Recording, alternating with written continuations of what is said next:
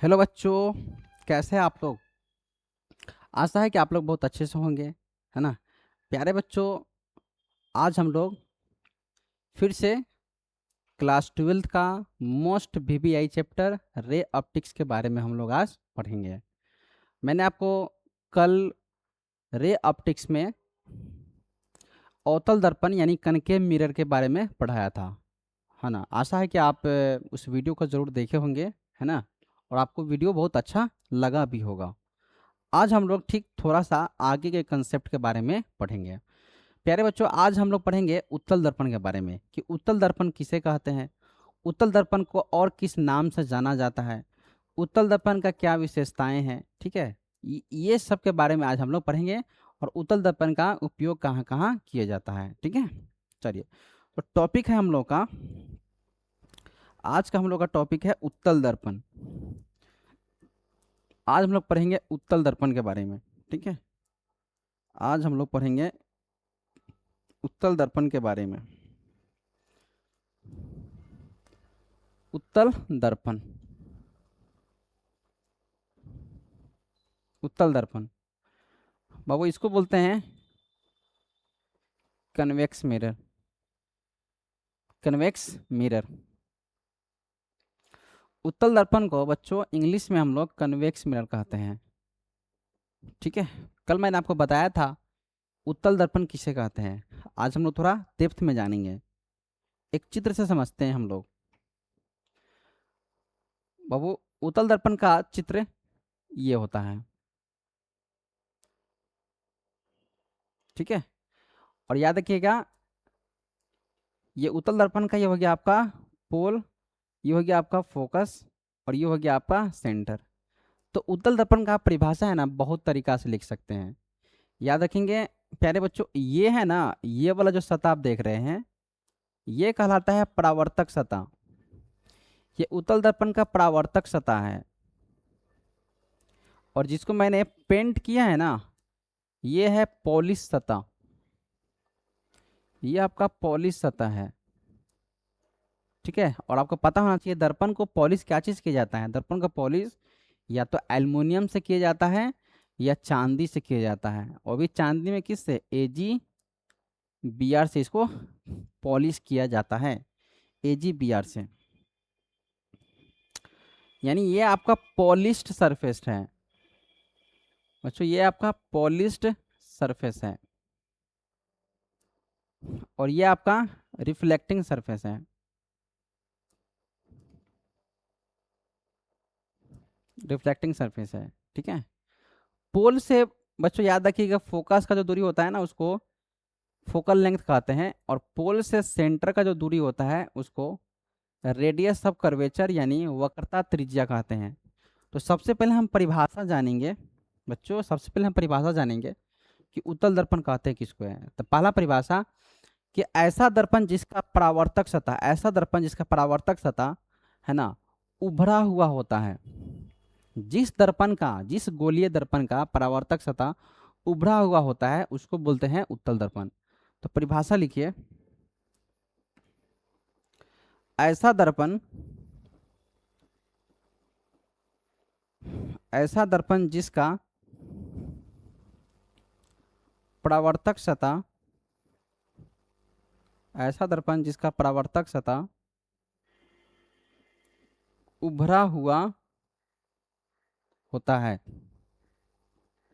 उभरा हुआ होता है, तो उसे उत्तल दर्पण कहते हैं, तो इसे उत्तल दर्पण कहते हैं।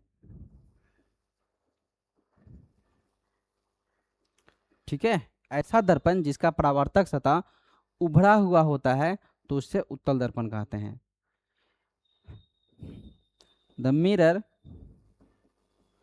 The mirror whose reflecting surface, the mirror whose reflecting surface is is curved outward is called convex mirror, convex mirror। Is called convex mirror. ठीक है। अगर आपको बच्चों ये परिभाषा अच्छा नहीं लगता है तो आप एक और परिभाषा आप लिख सकते हैं। लिख सकते हैं कि देखिए इसका परावर्तक सतह है ना, वक्रता केंद्र से विपरीत होता है। इसका परावर्तक सतह यानी उत्तल दर्पण का परावर्तक सतह जो होता है वक्रता केंद्र के विपरीत दिशा में होता है। तो हम यहीं से परिभाषा तैयार कर लेंगे कि है ना, कि उत्तल दर्पण किसे कहेंगे। तो आप एक और परिभाषा लिख सकते हैं कि सर ऐसा दर्पण, ऐसा दर्पण, ऐसा दर्पण जिसका जिसका परावर्तक सतह, ऐसा दर्पण जिसका परावर्तक सतह केंद्र के विपरीत होता है, केंद्र के विपरीत होता है, तो उसे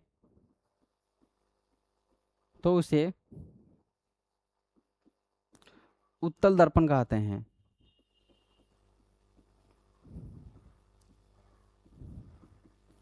तो उसे उत्तल दर्पण कहते हैं। ऐसा दर्पण जिसका परावर्तक सतह केंद्र के विपरीत, ना केंद्र के विपरीत दिशा में होता है, केंद्र के विपरीत, केंद्र के विपरीत, केंद्र के विपरीत दिशा में होता है, केंद्र के विपरीत दिशा में होता है, तो उसे उत्तल दर्पण कहते हैं। यानी आप लिख सकते हैं the mirror,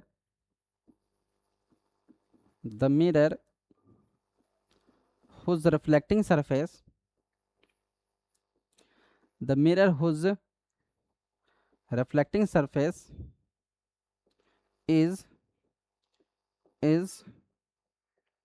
opposite side of, opposite side of center of curvature,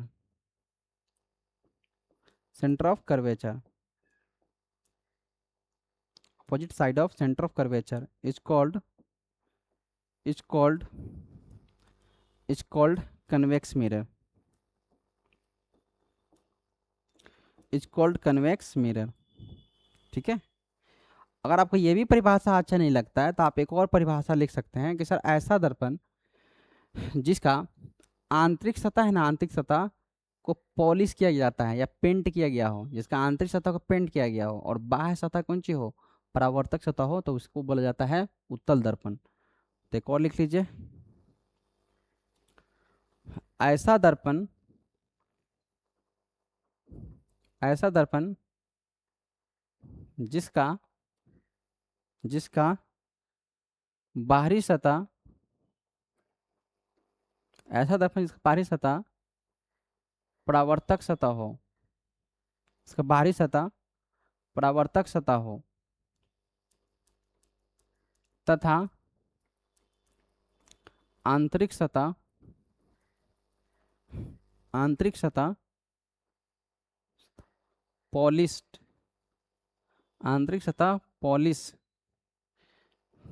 आंतरिक सतह पॉलिश सतह हो, आंतरिक सतह पॉलिश या पेंट किया गया हो, पेंट किया गया हो, किया गया हो, पेंट किया गया हो, पेंट किया गया हो,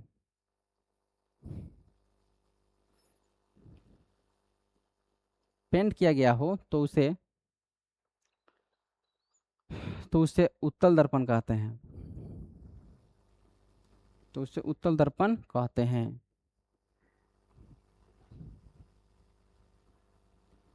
ठीक है। मैंने कहा ऐसा दर्पण जिसका बाहरी सतह परावर्तक सतह हो तथा आंतरिक सतह पॉलिश या पेंट किया गया हो तो उसे उत्तल दर्पण कहते हैं। लिखिए the mirror whose whose outer surface, whose outer surface is reflecting surface, is reflecting surface and inner surface, and inner surface is polished, is polished, is polished या पेंटिंग। या painting is called convex mirror, is called convex mirror. ठीक है, तो मैंने आप बच्चों आपको तीन परिभाषा बताया है आपको। मैंने आपको पहला परिभाषा बताया कि उत्तल दर्पण किसे कहते हैं, तो आप कहेंगे कि सर ऐसा दर्पण जिसका परावर्तक सतह उभड़ा हुआ होता है तो उसको हम लोग उत्तल दर्पण कहते हैं। दूसरा परिभाषा मैंने बताया कि ऐसा दर्पण जिसका परावर्तक सतह केंद्र के विपरीत होता है, केंद्र के विपरीत है ना दिशा में होता है या केंद्र के विपरीत होता है, तो उसको हम लोग उत्तल दर्पण कहते हैं। तीसरा मैंने परिभाषा बताया कि ऐसा दर्पण जिसका परावर्तक सतह यानी जिसका बाहरी सतह क्या हो, परावर्तक सतह हो, और आंतरिक सतह जो हो पॉलिश किया गया हो या पेंट किया गया होता है, तो उसको अवतल दर्पण कहते हैं। ठीक है, नेक्स्ट आप बच्चों इस चित्र में देखें, आपको याद रखिएगा कि उत्तल दर्पण का जो फोकस होता है ना, फोकस ये काल्पनिक होता है, ये वास्तविक नहीं होता है। यहाँ जो आप फोकस देख रहे हैं ना, तो उत्तल दर्पण का फोकस जो होता है ना, याद रखेंगे ये काल्पनिक होता है। दूसरी पॉइंट याद रखेंगे कि उत्तल दर्पण का फोकस जो होता है ना, ये धनात्मक होता है। याद रखिएगा इस पोल से, इस ध्रुव से, क्योंकि दर्पण में सभी दूरी जो होता है ना ये पोल से मापा जाता है, और पोल से बाएं साइड के जितना भी दूरी होता है सब नेगेटिव माना जाता है, और पोल से दाहिना साइड का जितना भी दूरी होगा सबको धनात्मक माना जाता है। तो आप याद रखेंगे कि उत्तल दर्पण का फोकस दूरी जो होता है धनात्मक होता है, और वक्रता त्रिज्या भी धनात्मक होता है। और याद रखेंगे उत्तल दर्पण का फोकस काल्पनिक होता है। और याद रखिएगा उत्तल दर्पण को है ना हम लोग अपसारी दर्पण भी कहते हैं। उत्तल दर्पण को हम लोग किस दर्पण, कौन सा दर्पण कहते हैं, इसको अपसारी दर्पण भी कहते हैं। तो एक और पॉइंट लिख लीजिए, अब क्यों कहते हैं ना ये आगे बताया जाएगा आपको, इसको बीबीए कर लीजिएगा कि उत्तल दर्पण को कौन सा दर्पण कहते हैं। तो याद रखेंगे उत्तल दर्पण को, उत्तल दर्पण को अपसारी दर्पण, उत्तल दर्पण को अपसारी दर्पण यानी इसको डाइवर्जिंग मिरर, यानी इसको डाइवर्जिंग मिरर भी कहते हैं, डाइवर्जिंग मिरर भी कहते हैं। ठीक है, यानी convex mirror, convex mirror is also called, convex mirror is also called diverging mirror, convex mirror is also called diverging mirror। ठीक है, कन्वेक्स मिरर को यानी उत्तल दर्पण को हम लोग अपसारी दर्पण भी कहते हैं। नेक्स्ट पॉइंट याद रखेंगे कि उत्तल दर्पण का, उत्तल दर्पण का फोकस, उत्तल दर्पण का फोकस काल्पनिक होता है, उत्तल दर्पण का फोकस काल्पनिक होता है। ठीक है, यानी focus of convex mirror, focus of convex mirror is imaginary, is imaginary. Next याद रखिएगा उत्तल दर्पण का, उत्तल दर्पण का, उत्तल दर्पण का है ना, उत्तल दर्पण का फोकस दूरी, उत्तल दर्पण का फोकस दूरी, उत्तल दर्पण का फोकस दूरी धनात्मक होता है, धनात्मक होता है। ठीक है, और ये भी याद रखेंगे, इसको भी कर लीजिएगा, ऑब्जेक्टिव में पूछा जाएगा। उत्तल दर्पण का फोकस दूरी धनात्मक होता है, यानी focal length, focal length of convex mirror, focal length of convex mirror is positive, is positive, यानी एफ क्या होता है, पॉजिटिव होता है। कन्वेक्स मिरर यानी उत्तल दर्पण का फोकस दूरी क्या होता है, धनात्मक होता है। ठीक है, तो मैंने आपको क्या क्या बताया बच्चों, मैंने आपको बताया कि सर उत्तल दर्पण को हम एक और नाम से जानते हैं, तो बाबू उत्तल दर्पण को हम लोग अपसारी दर्पण ने डाइवर्जिंग मिरर कहते हैं। नेक्स्ट पॉइंट मैंने बताया कि उत्तल दर्पण का जो फोकस होता है ये कैसा होता है, तो काल्पनिक होता है। ठीक है, ये वास्तविक नहीं होता है। हाँ, अवतल दर्पण का फोकस जो होता है ये वास्तविक होता है। ठीक है, और नेक्स्ट याद रखिएगा कि उत्तल दर्पण का फोकस दूरी क्या होता है, तो उत्तल दर्पण का फोकस दूरी धनात्मक होता है। ठीक है, यानी एफ इक्वल टू पॉजिटिव।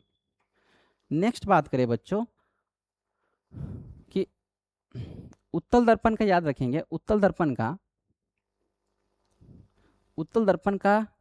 त्रिज्या, उत्तल दर्पण का वक्रता त्रिज्या, उत्तल दर्पण का वक्रता त्रिज्या, उत्तल दर्पण का वक्रता त्रिज्या धनात्मक होता है। उत्तल दर्पण का वक्रता त्रिज्या धनात्मक होता है, यानी radius of curvature, radius of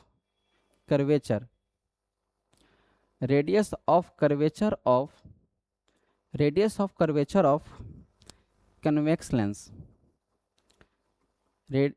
convex lens लिखा गया, कन्वेक्स मिरर,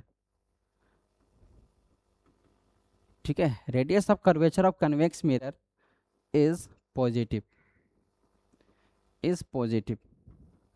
यानी आर जो होता है ना, आर ये धनात्मक होता है। ये आपको याद रखना है, ये सब ऑब्जेक्टिव में पूछा जाता है। नेक्स्ट याद रखेंगे उत्तल दर्पण का क्षमता, उत्तल दर्पण का क्षमता धनात्मक होता है। उत्तल दर्पण का क्षमता क्या होता है? धनात्मक होता है, ठीक है। उत्तल दर्पण का क्षमता धनात्मक होता है, यानी power of convex mirror is positive, power को पी से लिखा जाता है, तो पी इक्वल टू पॉजिटिव, ठीक है। तो इतना पॉइंट आप याद रखेंगे कि उत्तल दर्पण का क्षमता क्या होता है, तो ये आपका धनात्मक होता है। अब आता है उत्तल दर्पण का विशेषताएं, उत्तल दर्पण का विशेषताएं बताएं, उत्तल दर्पण का विशेषताएं, उत्तल दर्पण का विशेषताएं, उत्तल दर्पण का विशेषताएं। तो सवाल आपको दो तरीका से पूछा जाएगा कि उत्तल दर्पण का क्या विशेषताएं हैं, या उत्तल दर्पण में बना प्रतिबिंब का क्या विशेषताएं हैं। इस बात को ऐसे भी लिख लीजिए, यानी कैरेक्टरिस्टिक्स ऑफ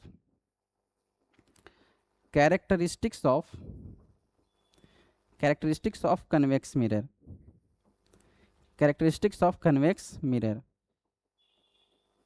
या इस टॉपिक को आप ऐसे भी लिख सकते हैं कि उत्तल दर्पण में बना प्रतिबिंब का विशेषताएं, ठीक है। उत्तल दर्पण में बना प्रतिबिंब का विशेषताएं, यानी कैरेक्टरिस्टिक्स ऑफ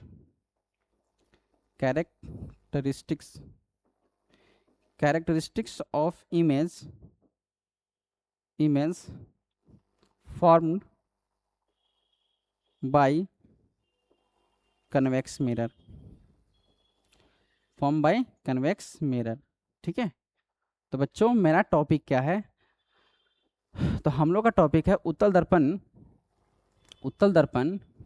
का विशेषताएं क्या है, या उत्तल दर्पण में बना प्रतिबिंब का क्या विशेषताएं हैं, या उत्तल दर्पण के द्वारा जो प्रतिबिंब बनता है उसका क्या विशेषताएं हैं, ठीक है।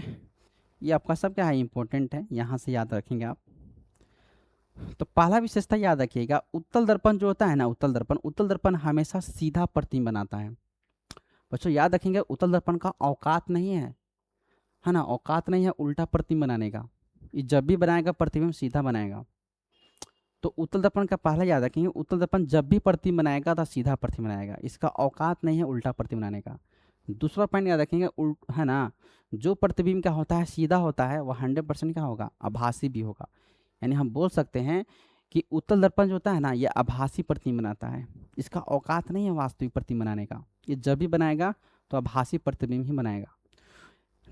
तीसरा बात याद रखेंगे बच्चों कि उत्तल दर्पण जो होता है ना, हमेशा वस्तु से छोटा प्रतिबिंब बनाता है, इसका औकात नहीं है बड़ा प्रतिबिंब बनाने का।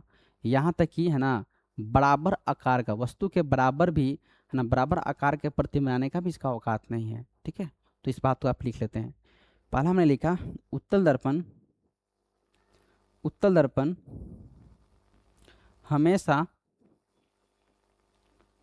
हमेशा सीधा प्रतिबिंब बनाता है। उत्तल दर्पण हमेशा सीधा प्रतिबिंब बनाता है, सीधा प्रतिबिंब बनाता है। ठीक है, यानी convex mirror, convex mirror always forms, convex mirror always forms erect image, erect image। ठीक है, उत्तल दर्पण हमेशा कैसा प्रतिबिंब बनाता है, तो सीधा प्रतिबिंब बनाता है। दूसरा बच्चों याद रखिएगा, उत्तल दर्पण, उत्तल दर्पण हमेशा हमेशा जो प्रतिबिंब सीधा होगा वह आभासी भी होगा। तो उत्तल दर्पण हमेशा आभासी प्रतिबिंब, आभासी प्रतिबिंब और आभासी प्रतिबिंब को काल्पनिक प्रतिबिंब भी कहते हैं। तो उत्तल दर्पण हमेशा आभासी प्रतिबिंब या काल्पनिक प्रतिबिंब बनाता है, काल्पनिक प्रतिबिंब बनाता है। ठीक है, यानी convex mirror, convex mirror always forms, convex mirror always forms, convex mirror always forms virtual image, virtual image या इमेजिनरी इमेज, इमेजिनरी इमेज। ठीक है, तीसरा विशेषता याद रखेंगे, उत्तल दर्पण, दर्पण सदैव, सदैव मतलब हमेशा होता है, सदैव लिखे चाहे हमेशा लिखे। तो उत्तल दर्पण सदैव, है ना, वस्तु से, वस्तु से छोटा प्रतिबिंब बनाता है, वस्तु से छोटा प्रतिबिंब बनाता है, वस्तु से छोटा प्रतिबिंब बनाता है। यानी convex mirror, convex mirror, convex mirror always, convex mirror always forms, convex mirror always forms diminished, always forms diminished image, या इसी को आप स्मॉल इमेज लिख सकते हो, स्मॉलर इमेज। ठीक है, स्मॉलर इमेज। ये तीसरा विशेषता था। चौथा विशेषता का बात करें, ठीक है, तो याद रखेंगे, थोड़ा सा और इधर लिख लेते हैं।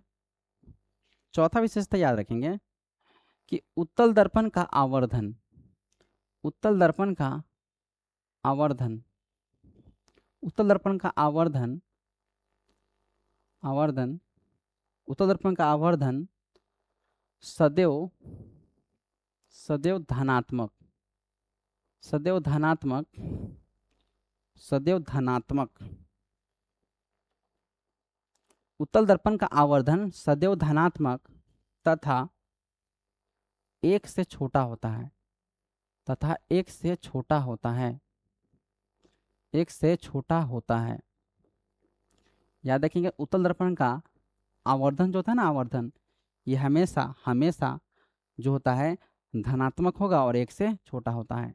यानी magnification, magnification of convex mirror, magnification of convex mirror is always, is always positive, is always positive and less than 1, and less than 1।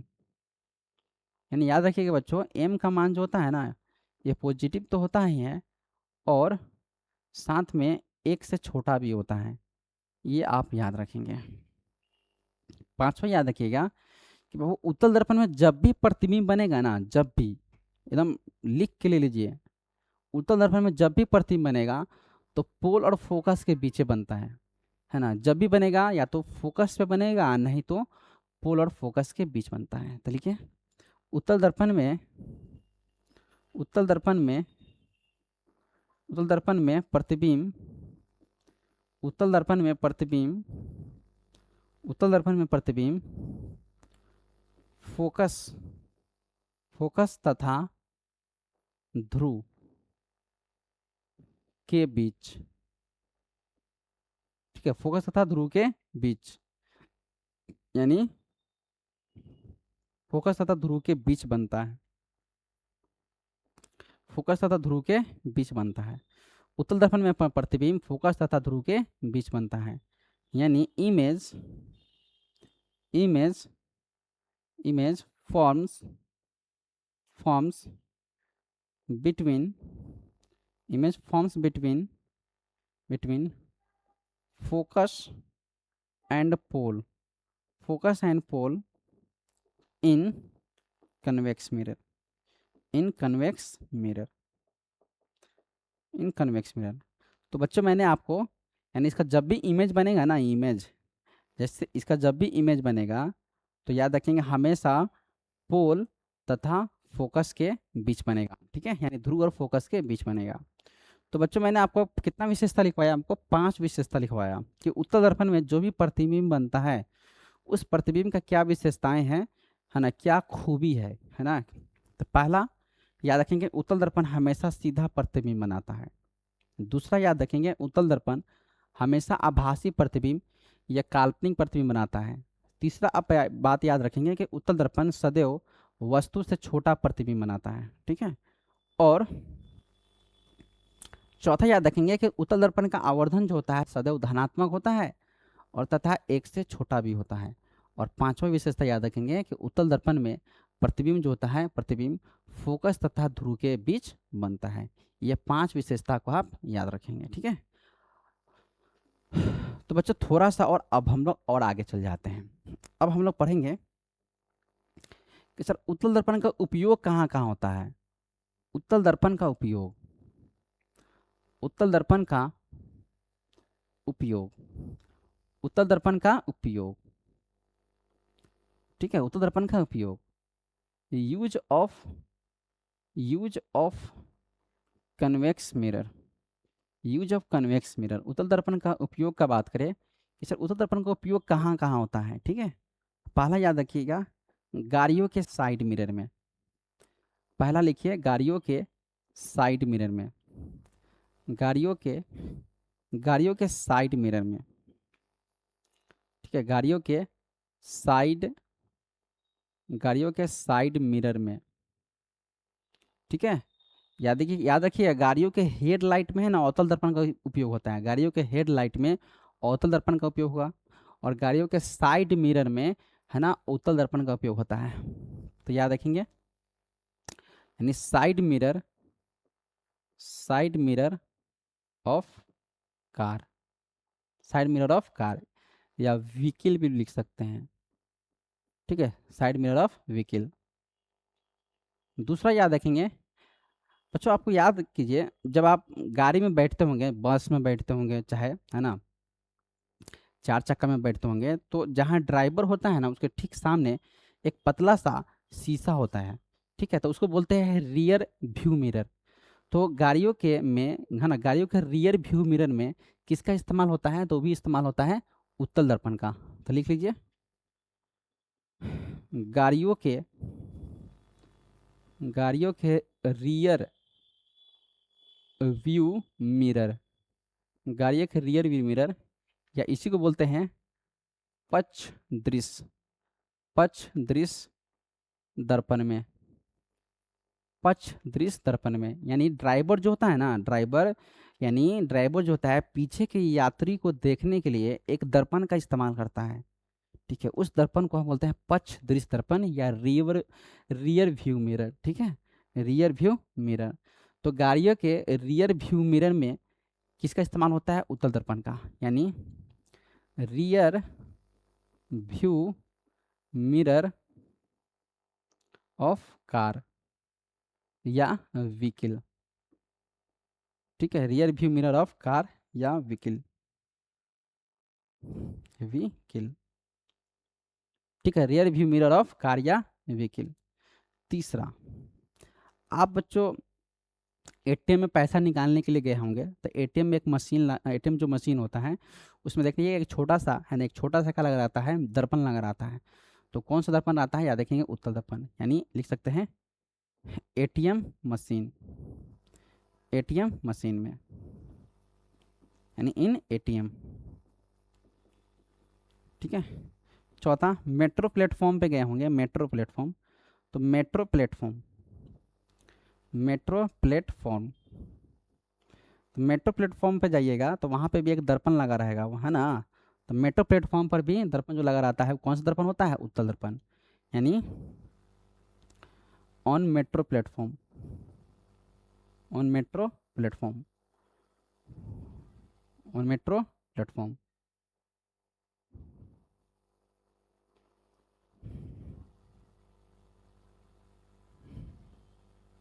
On metro platform, on metro platform. तो बच्चों याद रखिएगा मेट्रो प्लेटफॉर्म पर भी, है ना, metro platform पर भी जो दर्पण लगा रहता है ना, वो उत्तल दर्पण होता है, पांचवा। ठीक है। अब पहाड़ी इलाका होता है ना, पहाड़ी इलाका, तब पहाड़ी इलाका पे याद रखिएगा जो यहाँ पे शार्प टर्निंग होता है, ठीक है, तीक्ष्ण मोड़ पे, है ना, किसका इस्तेमाल होता है, उत्तल दर्पण का। ठीक है। तो याद रखिएगा पहाड़ी, पहाड़ी इलाका में, पहाड़ी इलाका में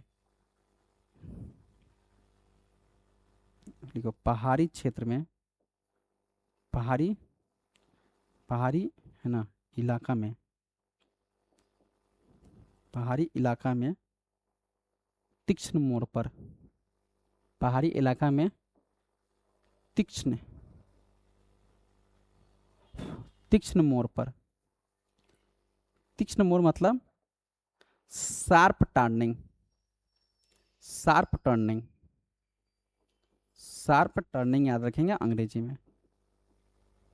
ठीक है। शार्प टर्निंग यानी पहाड़ी इलाका में तीक्ष्ण मोड़ पर, ठीक है, तीक्ष्ण मोड़ पर जो दर्पण का इस्तेमाल होता है, ठीक है, जो दर्पण का इस्तेमाल होता है उसको बोलते हैं उत्तल दर्पण, यानी sharp turning, sharp turning in mountain area, in mountain area, in mountain area. ठीक है। ये पांचवा आपको याद रखना है। ठीक है। छठा बात करें, थोड़ा सा छोटा कर दिया मैंने, छठा बात करें तो आप, है ना, सड़क पर जानते होंगे, सड़क पे तो जहाँ पे ब्लाइंड स्पॉट होता है, ठीक है, अंधा मोड़ पे याद रखेंगे, अंधा मोड़ पर, अंधा मोड़, अंधा मोड़ पर ब्लाइंड स्पॉट, ब्लाइंड स्पॉट, ठीक है, ब्लाइंड स्पॉट। ठीक है। अंधा मोड़ पर भी किसका इस्तेमाल होता है, तो उत्तल दर्पण का इस्तेमाल होता है। सातवां अगर हम बात करें, सातवां बात करें तो कपड़ा का दुकान में जाते होंगे, है ना, किसी दुकान में जाइएगा, ठीक है, तो या किसी मॉल में जाओगे तो वहाँ पे एक दर्पण लगा रहेगा, वहाँ पे कौन सा दर्पण लगा रहता है, तो वहाँ पे उत्तल दर्पण लगा रहता है। तो लिख लीजिए, है ना, शॉप मिरर में, है ना, शॉप मिरर यानी दुकान में, यानी शॉप मिरर, शॉप मिरर। ठीक है। यानी दुकान में, दो कान में, दुकान में लगा दर्पण, दुकान में, है ना, जो दर्पण लगा रहता है ना, दुकान में जो दर्पण लगा रहता है ना, वो कौन सा दर्पण लगा रहता है, वो आपका उत्तल दर्पण लगा रहता है। किसी भी आप कपड़ा दुकान में जाएंगे ना तो उसमें देखिएगा जो दर्पण लगा होगा वो कौन सा दर्पण होगा, वो आपका उत्तल दर्पण होता है। आठवां याद रखिएगा, अगर हमको किसी भी वस्तु का छोटा प्रतिबिंब देखना है तो याद रखिएगा छठ आठवां, किसी भी वस्तु का, किसी भी वस्तु का छोटा प्रतिबिंब, किसी भी वस्तु का छोटा प्रतिबिंब देखने में, किसी भी वस्तु का छोटा प्रतिबिंब देखना है तो वहाँ पे हम लोग उत्तल दर्पण का इस्तेमाल करते हैं, यानी to see, see diminished, to see diminished image, यानी स्मॉल इमेज या small image of any object, of any object, of any object. ठीक है। 10वां याद, 9वां याद रखिएगा स्ट्रीट लाइट, स्ट्रीट लाइट पे है ना, स्ट्रीट लाइट, तो स्ट्रीट लाइट में भी जो दर्पण लगा रहता है वो कौन सा दर्पण रहता है, वो उत्तल दर्पण रहता है। लिखेंगे इन स्ट्रीट लाइट, इन स्ट्रीट लाइट, ठीक है। तो स्ट्रीट लाइट में भी कौन सा दर्पण आता है, तो स्ट्रीट लाइट में भी उत्तल दर्पण पाया जाता है। और भी बहुत सारा होता है इत्यादि, ये सब इतना काफ़ी है आपका, ठीक है। तो उत्तल दर्पण का हमने आपको उपयोग समझ दिया कि उत्तल दर्पण का कहाँ कहाँ उपयोग होता है। देखिए बच्चों, आपसे है ना, आपको कोई ऐसे क्वेश्चन पूछता है ना, जैसे एक इंटरव्यू में क्वेश्चन पूछा गया था, है ना, कि अगर हमको ताजमहल देखना है, ठीक है, अगर हमको क्या देखना है, ताजमहल देखना है, तो ताजमहल को देखने के लिए आप कौन सा दर्पण का इस्तेमाल करेंगे कि ताजमहल को आप पूरी तरीक़ा से देख लेंगे। तो याद रखिएगा, ताजमहल को देखने के लिए याद रखिएगा, ताजमहल तो बहुत बड़ा बिल्डिंग है ना, बहुत बड़ा इमारत है। तो ताजमहल को देखने के लिए हम लोग किस दर्पण का इस्तेमाल करेंगे, उत्तल दर्पण का, ठीक है, याद रखिएगा, क्योंकि ताजमहल बहुत बड़ा है। या मान लीजिए किसी रास्ता पे बहुत बड़ा हाथी है, अब उस हाथी को आपको क्या करना है, उस हाथी का पूरा इमेज को देखना है। तो उसके इमेज को देखने के लिए आप किस दर्पण का इस्तेमाल करेंगे, सिंपल से याद रखिएगा, उत्तल दर्पण। इसलिए आपको याद रखिएगा कि किसी भी वस्तु का अगर आपको छोटा प्रतिबिंब देखना है, ठीक है, तो हमेशा किसका इस्तेमाल करना है, आपको उत्तल दर्पण। और किसी भी वस्तु का अगर आपको बड़ा प्रतिबिंब देखना है, तो वहाँ पे आपको किसका इस्तेमाल करना है, तो हम लोग अवतल दर्पण का इस्तेमाल करेंगे। जैसे मान लीजिए किसी को है ना, नाक में घाव हो गया, नाक में घाव, ठीक है, या किसी के है ना गला में का हो गया, घाव हो गया, या कान के अंदर कोई घाव हो गया, तो अब उस घाव को आपको देखना है कि घाव कैसा है ना, घाव का क्या कंडीशन है, क्या स्थिति है। तो उस घाव के स्थिति को देखने के लिए आपको किस दर्पण का इस्तेमाल करना पड़ेगा, अवतल दर्पण। क्योंकि जब आपको मुंह में मान लीजिए कोई घाव हो गया, तो डॉक्टर कहेगा आप अपना मुंह को खोलिए। जैसे ही आप खोलिएगा तो आपके मुंह के सामने एक दर्पण को लगा दिया जाएगा। तो जैसे ही दर्पण के सामने लगा दिया जाएगा तो उस घाव घाव छोटा रहेगा, लेकिन जैसे उस दर्पण को देखा जाएगा तो वो घाव बहुत बड़ा बड़ा दिखेगा, है ना, उसका प्रतिबिंब बड़ा दिखेगा, जिसकी वजह से आसानी से डॉक्टर बता देगा कि ये यहाँ पे कौन सा दवा चलेगा, क्या बीमारी है वो आपको बता देगा। तो सिंपल से याद रखिएगा, अगर आपको छोटा सा प्रतिबिंब देखना है, किसी भी वस्तु का छोटा प्रतिबिंब देखना है, तो आप किस दर्पण का इस्तेमाल करेंगे, उत्तल दर्पण का। किसी भी वस्तु का अगर आपको 12 प्रतिबिंब देखना है, तो वहाँ पे आप इस्तेमाल कीजिए अवतल दर्पण। और आपको किसी भी वस्तु का समान आकार का प्रतिबिंब देखना है, तो वहाँ पे आप इस्तेमाल कीजिएगा समतल दर्पण का, ठीक है। अब आता है बच्चों कि अवतल दर्पण और उत्तल दर्पण में क्या अंतर है। तो टॉपिक लिखिए, अवतल दर्पण, अवतल दर्पण तथा उत्तल दर्पण, अवतल दर्पण तथा उत्तल दर्पण में अंतर, अवतल दर्पण तथा उत्तल दर्पण में अंतर। Difference, difference between between concave mirror, difference between concave mirror and convex mirror, and convex mirror.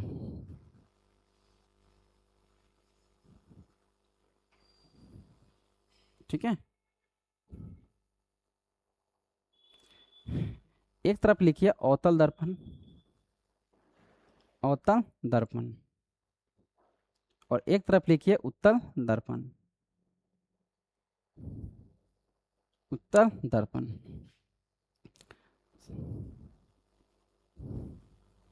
Sorry, concave mirror, concave mirror, यहां लिखेंगे कन्वेक्स मिरर, कन्वेक्स मिरर, ठीक है।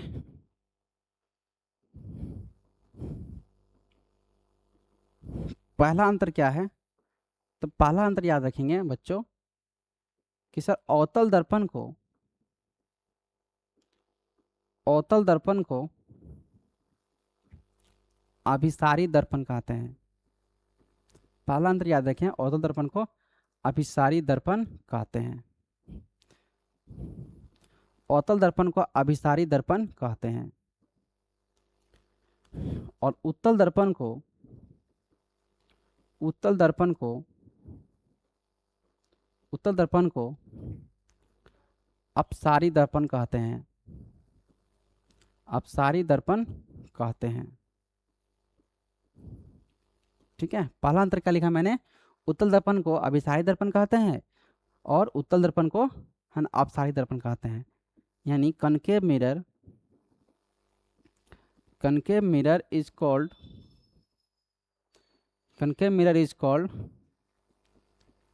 converging mirror,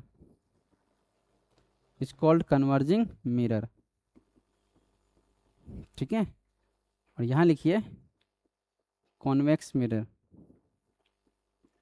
convex mirror is called diverging mirror,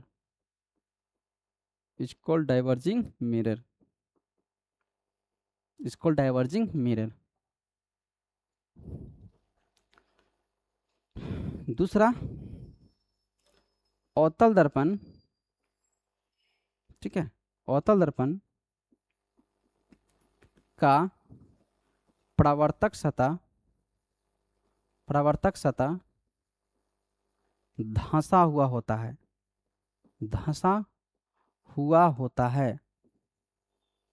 अवतल दर्पण का परावर्तक सतह धंसा हुआ होता है। यानी reflecting surface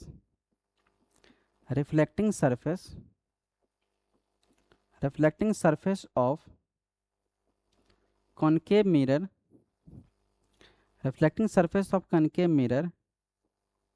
is curved inward, और इधर लिखेंगे आप उत्तल दर्पण का परावर्तक सतह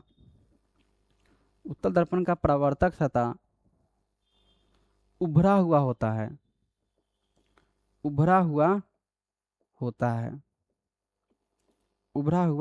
है।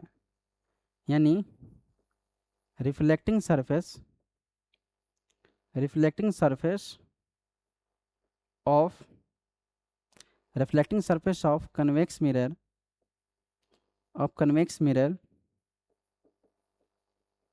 is curved outward, ठीक है, कर्व्ड आउटवर्ड। थोड़ा सा छोटा कर देते हैं इसको।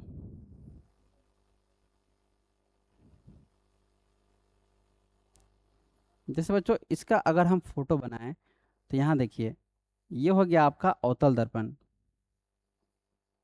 ठीक है, इसका परावर्तक सतह क्या है, धंसा हुआ है। और ये हो गया इसका उत्तल दर्पण, इसका परावर्तक सतह उभरा हुआ होता है, ठीक है। तीसरा विशेषता का बात करें,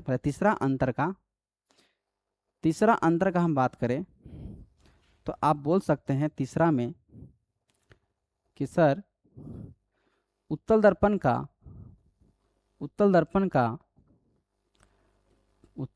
का सॉरी उत्तल बोल रहे हैं, इधर अवतल था, इधर क्या था, अवतल दर्पण का परावर्तक सतह केंद्र के तरफ होता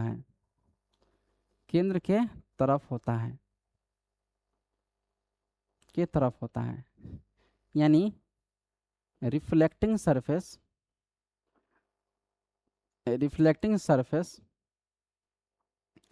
of concave mirror is towards the center of curvature, तो towards the center रहने देते हैं। लेकिन उत्तल दर्पण का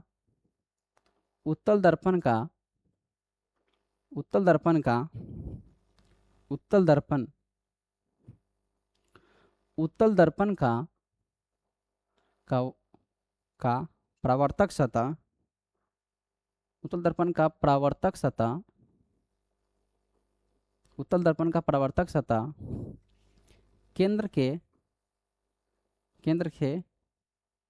विपरीत होता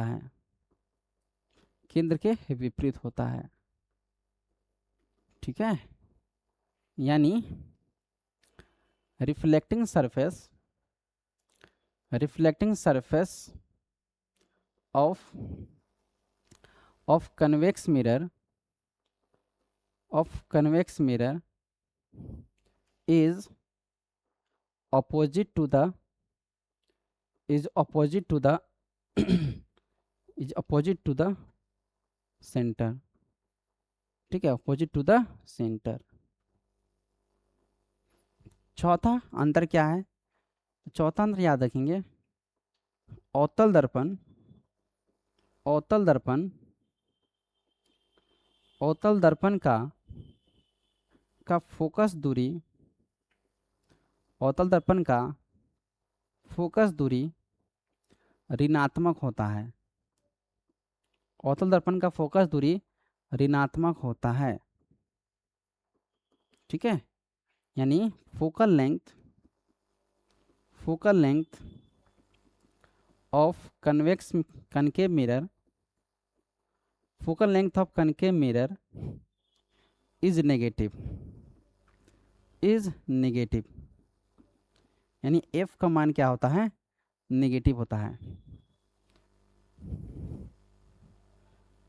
और उत्तल दर्पण का बात करें तो उत्तल दर्पण का, उत्तल दर्पण का फोकस दूरी धनात्मक होता है, फोकस दूरी धनात्मक होता है, ठीक है, उत्तल दर्पण का फोकस दूरी धनात्मक होता है, यानी focal length, focal length of convex mirror, focal length of convex mirror is positive, यानी एफ इक्वल टू पॉजिटिव, ठीक है। पांचवा,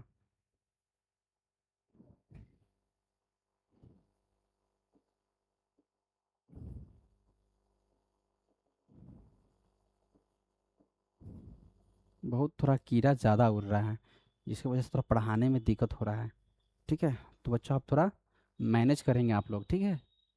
पांचवा, पांचवा बात करें तो अवतल दर्पण जो होता है ना, ये सभी तरह का प्रति बनाता है, यानी अवतल दर्पण उल्टा और सीधा दोनों प्रति बनाता है। तो लिखिए अवतल दर्पण, अवतल दर्पण उल्टा एवं सीधा दोनों प्रतिबिंब बनाता है, दोनों तरह का प्रतिबिंब बनाता है, दोनों तरह का प्रतिबिंब बनाता है, ठीक है, यानी कनकेव मिरर, कनकेव मिरर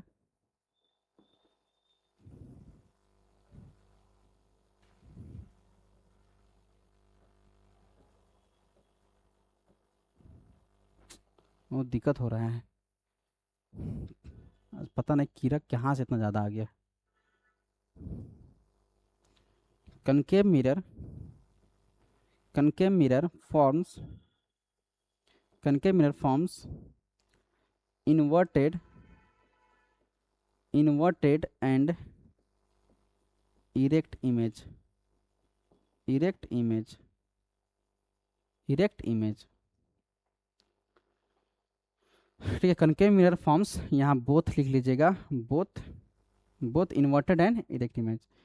लेकिन लेकिन याद रखिएगा उत्तल दर्पण केवल सीधा प्रति बनाता है, परंतु परंतु उत्तल दर्पण, परंतु उत्तल दर्पण केवल केवल सीधा प्रतिबिंब बनाता है, उत्तल दर्पण केवल सीधा प्रतिबिंब बनाता है, उत्तल दर्पण केवल सीधा प्रतिबिंब बनाता है, ठीक है। But convex mirror,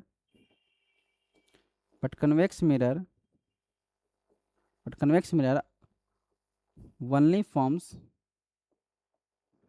concave mirror forms, concave mirror forms only erect image. ठीक है। छठा अंतर क्या है? छठा अंतर का बात करें बच्चों कि छठा अंतर क्या है, तो याद रखिएगा, अवतल दर्पण, अवतल दर्पण, अवतल दर्पण वास्तविक एवं आभासी प्रतिबिंब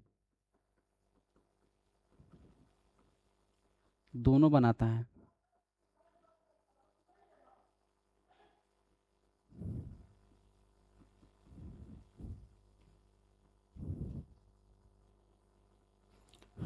उत्तल दर्पण परंतु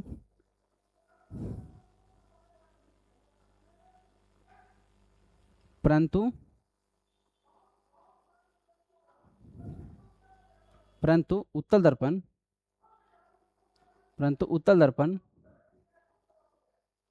परंतु उत्तल दर्पण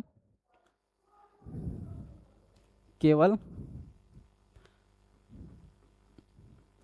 आभासी प्रतिबिंब बनाता है, केवल आभासी प्रतिबिंब बनाता है। ठीक है बच्चों, याद रखेंगे अवतल दर्पण वास्तविक एवं आभासी प्रतिबिंब दोनों बनाता है, लेकिन उत्तल दर्पण केवल आभासी प्रतिबिंब बनाता है। तो लिखिए, concave mirror, concave mirror forms both both real and virtual image, real and virtual image. Next, but but convex mirror, but convex mirror forms, but convex mirror forms only virtual image, only virtual image। सातवां, सातवां याद रखेंगे, उत्तल दर्पण जो होता है ना, सॉरी अवतल दर्पण जो होता है ना, ये छोटा प्रतिबिंब, बड़ा प्रतिबिंब, समान आकार का प्रतिबिंब तीनों बनाता है। यानी अवतल दर्पण, अवतल दर्पण छोटा कौमा बड़ा एवं एवं वस्तु के बराबर प्रतिबिंब बनाता है, कि बराबर प्रतिबिंब बनाता है।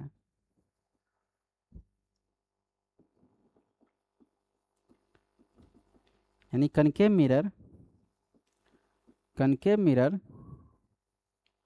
Forms forms diminished diminished comma enlarge enlarge and equal equal size of concave mirror forms diminished image। ठीक है, diminished image, enlarged image and equal size of image, equal size of image, equal size image of object, equal size image of object।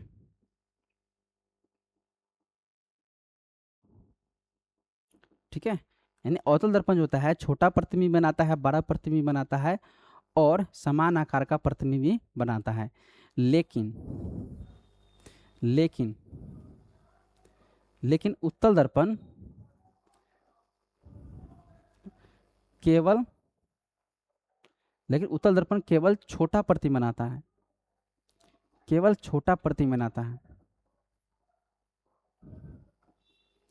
केवल छोटा प्रतिबिंब बनाता है। ठीक है, but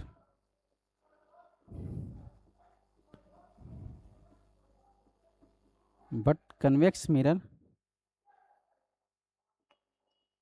always forms, sorry always नहीं होगा, convex mirror forms forms only diminished image, only forms diminished image, diminished image। diminished को ही हम लोग स्मॉलर इमेज भी बोलते हैं। ठीक है, थोड़ा सा ऊपर इसको ऐड कर रहे हैं। आठवां का बात करें, ठीक है, आठवां चलिए आगे लिख देते हैं। आठवां का बात करें तो अवतल दर्पण का आवर्धन, अवतल दर्पण का आवर्धन धनात्मक एवं ऋणात्मक दोनों होता है, दोनों होता है। ठीक है, अवतल दर्पण का आवर्धन धनात्मक तथा ऋणात्मक दोनों होता है, लेकिन लेकिन उत्तल दर्पण लेकिन उत्तल दर्पण का आवर्धन लेकिन उत्तल दर्पण का आवर्धन केवल केवल धनात्मक होता है, केवल धनात्मक होता है। ठीक है,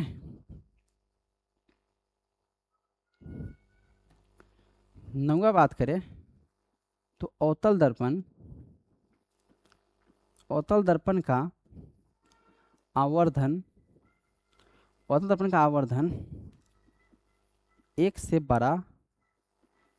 बड़ा कॉमा एक से छोटा तथा एक के बराबर होता है, एक के बराबर होता है, एक के बराबर होता है। ठीक है, यहाँ पे लिखिएगा परंतु परंतु परंतु उत्तल दर्पण का परंतु उत्तल दर्पण का परंतु उत्तल दर्पण का आवर्धन केवल केवल एक से छोटा होता है, केवल एक से छोटा होता है। ठीक है, और 10वां अंतर का बात करें बच्चों तो इसका उपयोग का बात कर लेते हैं कि अवतल दर्पण का उपयोग कहाँ होता है, यूज कहाँ पे होता है। तो याद रखिएगा अवतल दर्पण का उपयोग कहाँ होता है, तो याद रखिएगा सर्च लाइट, सर्च लाइट। ठीक है, सर्च लाइट में किसका इस्तेमाल होता है, ठीक है, सर्च लाइट में याद रखेंगे इस्तेमाल होता है आपका अवतल दर्पण का। दूसरा याद रखेंगे solar cooker, solar cooker, solar cooker, solar cooker में किसका इस्तेमाल करते हैं, तो सोलर कुकर में याद रखेंगे अवतल दर्पण का इस्तेमाल होता है, यानी इन सोलर कुकर, सीधे लिख लीजिए सोलर कुकर।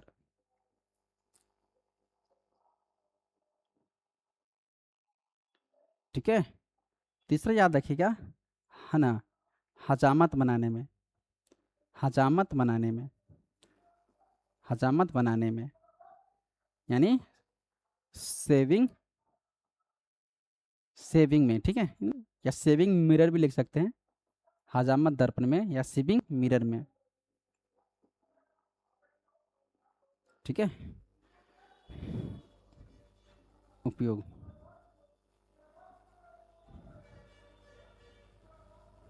ठीक है। अब है उत्तल दर्पण का, तो उत्तल दर्पण का उपयोग कहाँ होता है, तो पहला याद रखेंगे स्ट्रीट लाइट में, स्ट्रीट लाइट में। ठीक है, स्ट्रीट लाइट में किसका इस्तेमाल होता है, स्ट्रीट लाइट में किसका इस्तेमाल होता है, दूसरा। ठीक है, तो स्ट्रीट लाइट में आप याद रखिएगा स्ट्रीट लाइट में है ना उत्तल दर्पण का इस्तेमाल होता है। दूसरा याद रखेंगे गाड़ियों के गाड़ियों के साइड मिरर में, गाड़ियों के साइड मिरर में, गाड़ियों के साइड मिरर में।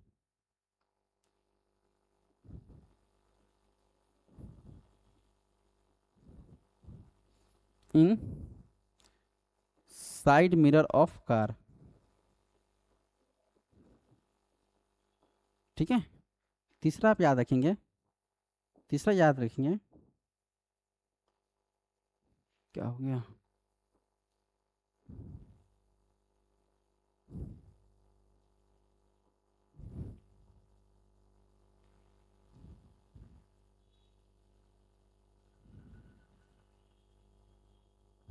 ठीक है।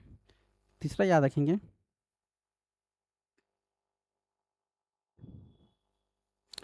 तो स्ट्रीट लाइट में, गाड़ियों के साइड मिरर में, और तीसरा आप याद कर लीजिए रियर व्यू मिरर में, रियर व्यू मिरर, ठीक है। रियर व्यू मिरर यानी पक्ष दृश्य में, पक्ष दृश्य में, ठीक है। इस बात को थोड़ा अंग्रेजी लिख देते हैं, यानी magnification of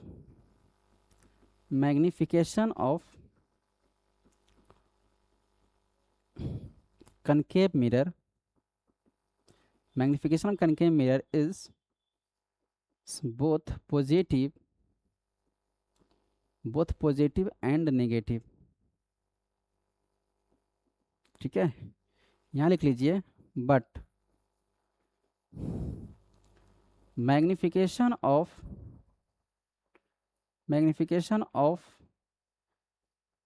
convex mirror, but magnification of convex mirror is only positive, यानी आप बच्चों यहाँ लिख सकते हैं m इक्वल टू पॉजिटिव, ठीक है, m इक्वल टू पॉजिटिव, और आप यहाँ लिख सकते हैं m equal two plus minus positive, ठीक है, प्लस माइनस भी। Next, magnification of concave mirror, magnification of concave mirror is greater than 1, comma less than 1 and equal to 1, यानी इसका m का मान ग्रेटर देन, इक्वल टू और less than 1 तीनों याद रखेंगे। बट मैग्निफिकेशन ऑफ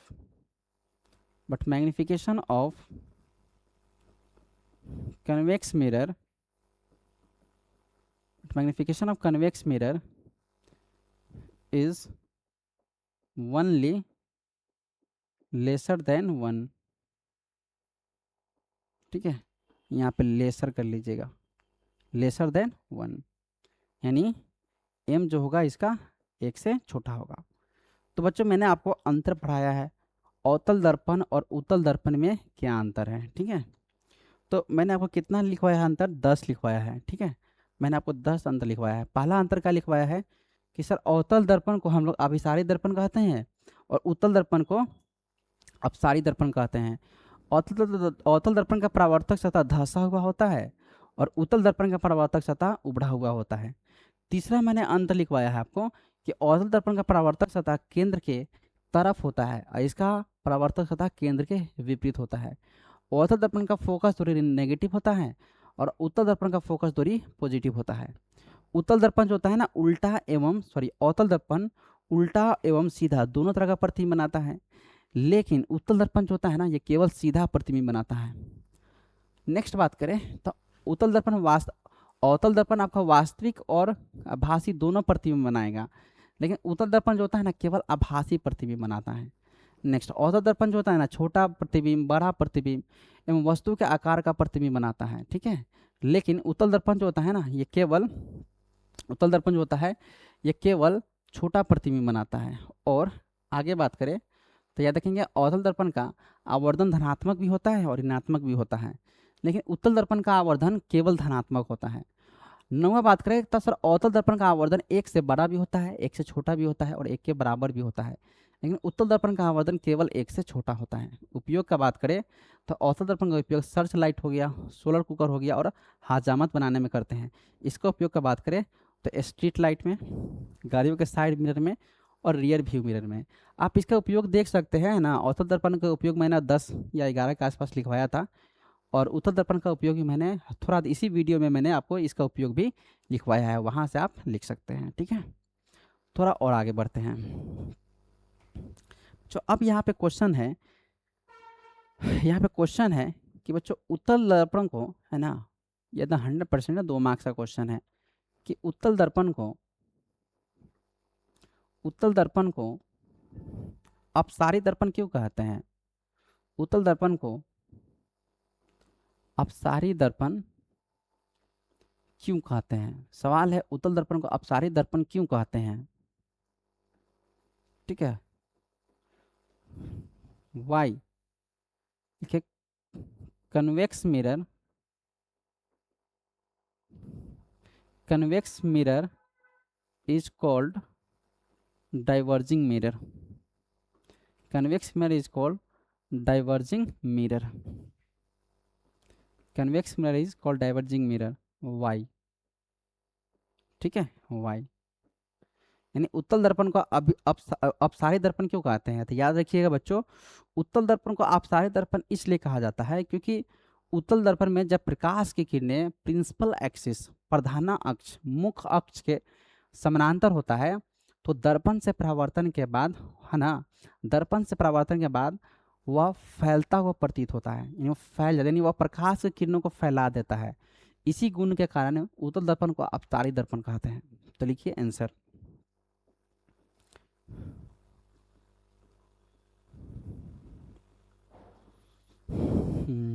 रुक जाओ 10 मिनट। उत्तल दर्पण को अपसारी दर्पण कहते हैं। उत्तल दर्पण को अपसारी दर्पण कहते हैं क्योंकि क्योंकि उत्तल दर्पण क्योंकि उत्तल दर्पण कि उत्तल दर्पण में उत्तल दर्पण में कि उत्तल दर्पण को अपसारी दर्पण कहते हैं क्योंकि उत्तल दर्पण में मुख्य अक्ष के समानांतर, कि उत्तल दर्पण में मुख्य अक्ष के समानांतर, मुख्य अक्ष के समानांतर, मुख्य अक्ष के समानांतर आ रही प्रकाश की किरणें, प्रकाश की किरणें किरणें दर्पण से परावर्तन के बाद, दर्पण से परावर्तन के बाद फैलता हुआ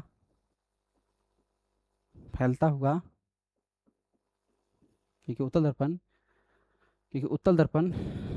ऐसा लिखा, क्योंकि उत्तल दर्पण, ठीक है, उत्तल दर्पण को अभिसारी दर्पण कहते हैं क्योंकि उत्तल दर्पण मुख्य अक्ष के समानांतर रही प्रकाश के किरणों को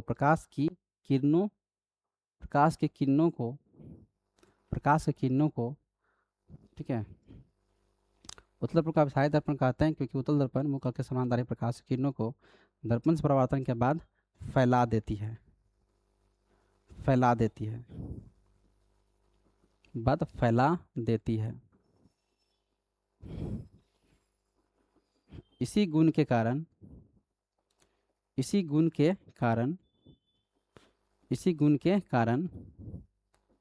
उत्तल दर्पण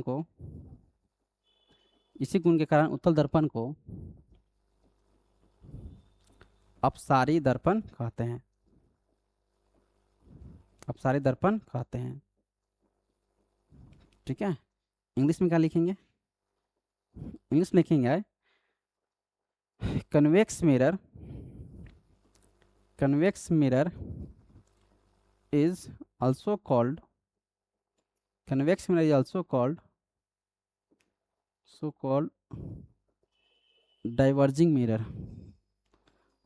diverging mirror, because because because because convex mirror because because because the rays of light, because इसे लिख लेते हैं, sorry, because in convex mirror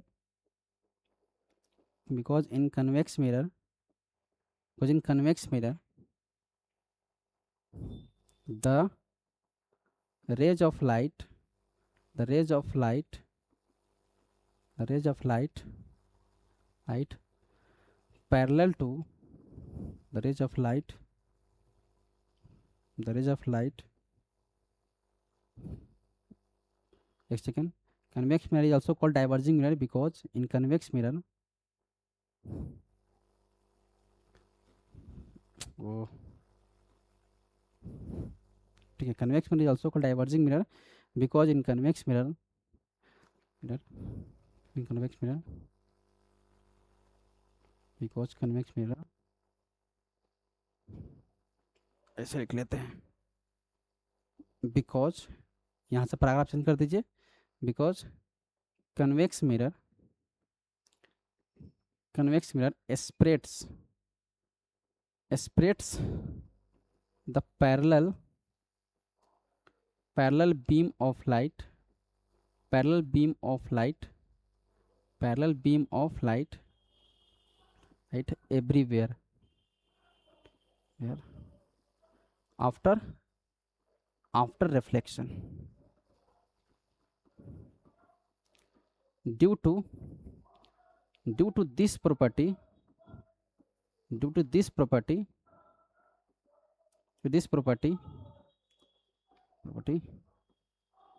convex mirror is called convex mirror is also called diverging mirror. ठीक है, जैसे में आप लिख सकते हैं, जैसे में आप चित्र बना लीजिए,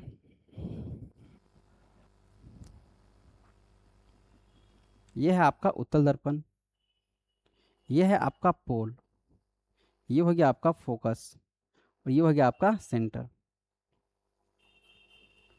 तो देखिए इसमें प्रकाश की किरण है ना पैरेलल आती है, तो उत्तल दर्पण क्या करता है, उत्तल दर्पण कि मुख्य अक्ष के समानांतर, चाहे प्रधान अक्ष के समानांतर, चाहे प्रिंसिपल एक्सिस के समानांतर जो किरणें है ना आती है ना, तो दर्पण से परावर्तन के बाद, है ना, दर्पण से परावर्तन के बाद यानी उस प्रकाश की किरणों क्या करता है, ये फैला देती है, ये फैलाने का काम करता है, ये प्रकाश की किरणों क्या करता है, फैला देता है। ठीक है, तो फैलाने के गुण के कारण, इसी गुण के कारण इसको हम लोग क्या कहते हैं, है ना, अपसारी दर्पण कहते हैं। ठीक है, एक और क्वेश्चन बड़ी इंपॉर्टेंट है, उसको भी लिख लेते हैं, है ना। क्वेश्चन लिखिए कि अवतल दर्पण को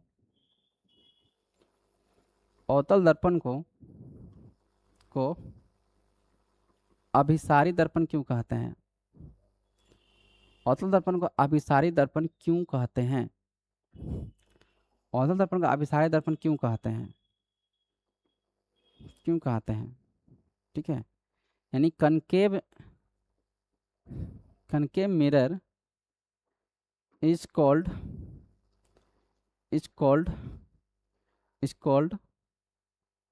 converging mirror,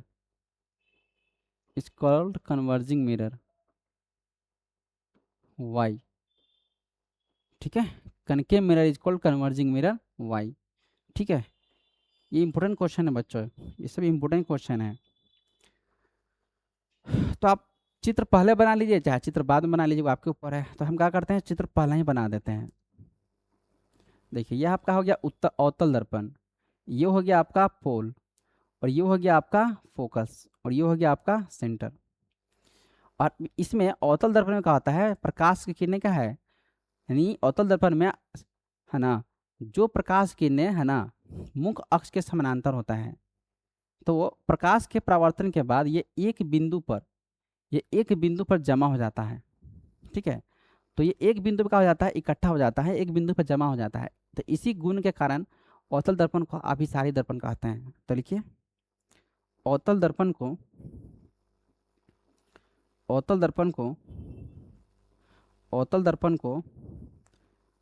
अभिसारी दर्पण कहते हैं। अवतल दर्पण को अभिसारी दर्पण कहते हैं। अवतल दर्पण को अभिसारी दर्पण कहते हैं क्योंकि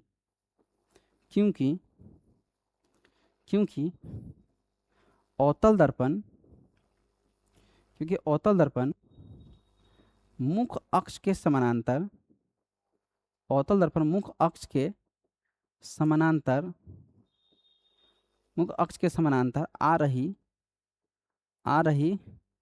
प्रकाश की किरणें, आ रही प्रकाश की किरणें, मुख अक्ष समानांतर आ रही प्रकाश की किरणें, किरणों को, मुख अक्ष के समानांतर आ रही प्रकाश की किरणों को एक बिंदु पर, एक बिंदु पर, एक बिंदु पर जमा कर देती है, एक बिंदु पर जमा कर देती है, एक बिंदु पर जमा कर देती है। इसी गुण के कारण, इसी गुण के कारण, इसी गुण के कारण कारण इसी गुण के कारण अवतल दर्पण को, अवतल दर्पण को अभिसारित दर्पण कहते हैं, को अभिसारित दर्पण कहते हैं। ठीक है, इस बात को इंग्लिश में लिख देते हैं। देखिए, concave mirror, concave mirror is also called, concave mirror is also called converging mirror, is also called converging mirror because convex, concave mirror, because concave mirror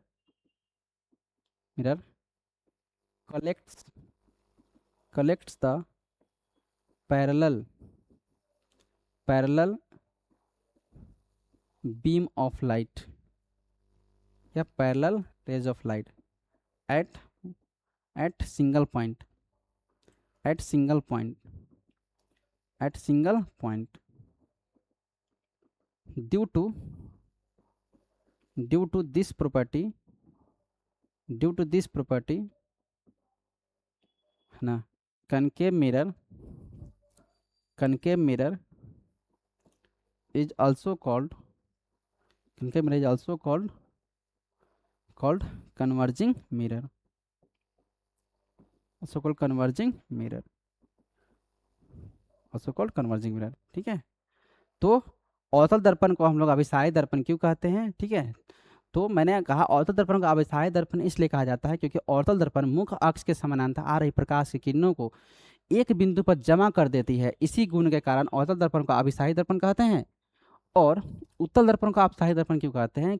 तो कहेंगे कि उत्तल दर्पण को हम लोग अपसारित दर्पण इसलिए कहते हैं क्योंकि उत्तल दर्पण मुख अक्ष के, यानी उत्तल दर्पण में, उत्तल दर्पण जो है ना, मुख अक्ष के समानांतर आ रही प्रकाश की किरणों को क्या करती है? ये फैला देती है, यानी प्रकाश के परावर्तन के बाद, यानी दर्पण से परावर्तन के बाद उस प्रकाश की किरणों को फैला देती है, यानी फैलाने के कारण, है ना, के कारण उत्तल दर्पण को हम लोग अपसारित दर्पण कहते हैं। ठीक है, तो बच्चों आज मैंने जो कुछ भी पढ़ाया आपको समझ में आया होगा। ठीक है, अगर आपको ये क्लास अच्छा लगा होगा तो इसको लाइक और सब्सक्राइब जरूर करें और अपने दोस्तों तक इसको जरूर शेयर करें। ठीक है, तो आज का सेवा हम लोग यहीं तक रखेंगे। ठीक है, फिर कल मिलेंगे, है ना। Okay, thank you.